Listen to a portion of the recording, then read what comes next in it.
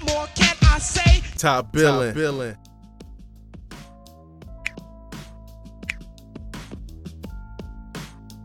Top Billin. All right, Michigan man, it's not a highlight channel, it's a film study. No full plays will be shown, blah, blah, blah, blah, blah. All right, so Michigan's offense starting to cook right at the, well, I guess you can't say the correct time, but better late than never.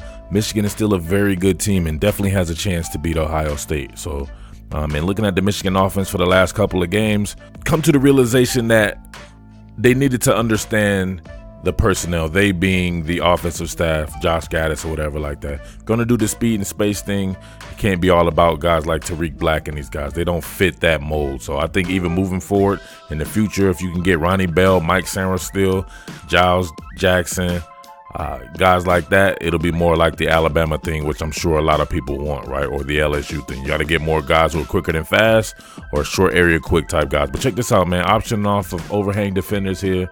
You're going to have what amounts to pretty much looking like a split zone. Zone flow over here, action going on. Just a regular split zone play.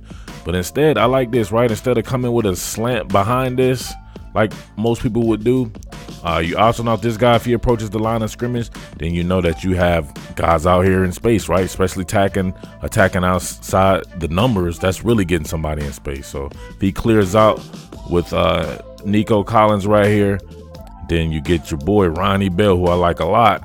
Get him coming right here. Quicker than fast, get him out in space.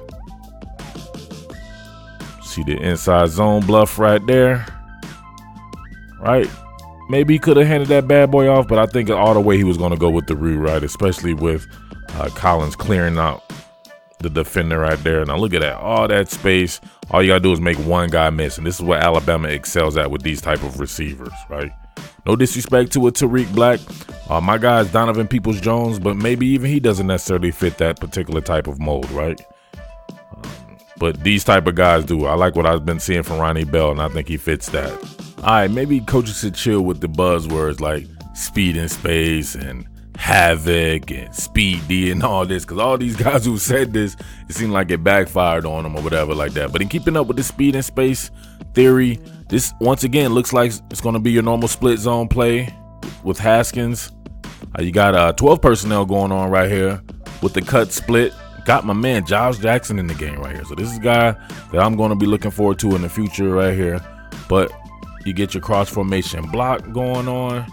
Also, you get Haskins doubling back right on the, and also getting out in space for blocking.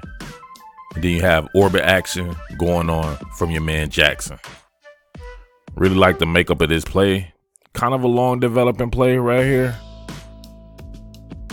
But look at it right there. Even though it's 4-on-4 technically, right? 4-on-4 in this particular frame. You get to this type of dude right here. He's going to outrun angles like it ain't nothing. Look, that was too easy. This guy has some serious wheels. Now, you have what? Hashtag speed and space. My bad, Coach Gattis. I'm just having a little fun, bro. But as you see right there, that's how you do it, man. This is the kind of stuff that's speed and space. I'm not sure what they were trying to do earlier or whatever. That seemed like everything was trying to go downfield and everything. But, man, you want speed and space, it's going to be these short plays and having athletes that can take an inch into a mile, right? Pops, hitches, slants, drags. You got to get those type of athletes in the program if you're going to run that type of offense. One guy that doesn't necessarily fit, I think is an absolute necessity, would be Nico Collins. I think his deep speed, his ability to go vert, man, it's virtually unmatched from some guys that you've seen that's his size. So he works well in this particular offense as that guy. So him surrounded by a lot of the smaller, shiftier guys is definitely the way to go. I love this particular play. I think it's another leverage play. This time with the cornerback. Got a quick hitch by Ronnie Bell and a slant right behind that from Nico Collins. I believe, think about it in theory, if this guy travels with Nico Collins, then you would hit Ronnie Bell underneath. Or if he stays right here with Ronnie Bell on this quick hitch route, then of course you hit it right behind him. So you have a kind of a replace hot as well, with the linebacker replacing the blitzing overhang defender. Everything looks like split zone, it seems. See the quick hitch forming right here. So he's in a conflict of assignment. My man peering over here on the replays. They both go towards Ronnie Bell. Sightline is there. Shea Patterson right behind him. And if you don't take a good angle, as what amounts to right now, I believe kind of a post safety look, or just at least a single high. Not sure what happened. Oh, see a rotation over here by the other safety. So he's essentially one man to corral. Take that wrong angle with a guy like that who's moving a lot faster than you think. You know the rest. House call. If all else fails, you still have your freaks who can just beat someone deep just because they can run. Donovan Peoples-Jones over here in the boundary slot. Flat-footed corner. 9 times out of 10, if it's even, he's leaving because this kid has some serious wheels. Maybe more of a straight line speed guy. But definitely one of these guys, if you send him vert and if you can really put it on him, right? I think this throw was a little bad, but it could have been 6. Could have been 6. But you see him having to slow down and everything like that. But still having that in your particular arsenal, especially going against a team like Ohio State with the type of corners that it has. It's definitely still going to need that deep speed. Another way to get Jackson involved in the game. Orbit sweep. Look at the blockers. It's essentially, they're going to always be outmanned just because he's moving at a different rate than you're moving. And he's able to manufacture something on first down, make something out of nothing.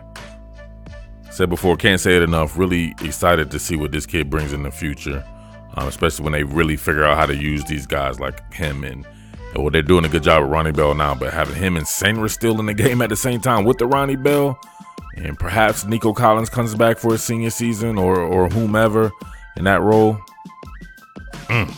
Speaking of Nico, isolated Z receiver, backside into the boundary. Come on, man. Who can mess with this guy? Body contortionist. Dude can jump out the gym. His ability to track, man. The ball in flight. Something serious. This dude's scared to death, scared to look. He's been looking for how long? The corner needs to get his head around. But, man, he doesn't even want to take his eyes off Nico Collins. He already knows what's about to happen anyway. Not too many guys doing it like that. So there's your red zone threat, your deep threat, your guy you just have to worry about. He might be averaging close to 20 yards per catch or something like that. Every time I see him, it seems like it's something long. So pairing him up with those guys, like I said, can't hammer it home enough. That may be the ticket. At least that we've seen in the last couple of games. But the defensive competition is about to ramp up a lot more going against Ohio State. So it'll be interesting to see what they really have. Because if they can't replicate this, it's going to be pretty much lights out. We can guarantee that. But I still expect this to be a really good game. And I want to study Michigan's defense versus Ohio State's offense because I'm not completely sold on the validity of Ohio State's offense thus far. And we can really see what's going on with that. So check back with me later on in the week, and I'll have more on this particular game. So I know it's been a while, Michigan fans, but it is what it is.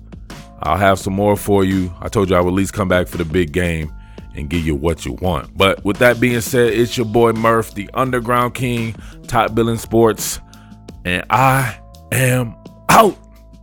Peace. What more can I say? Top Billin.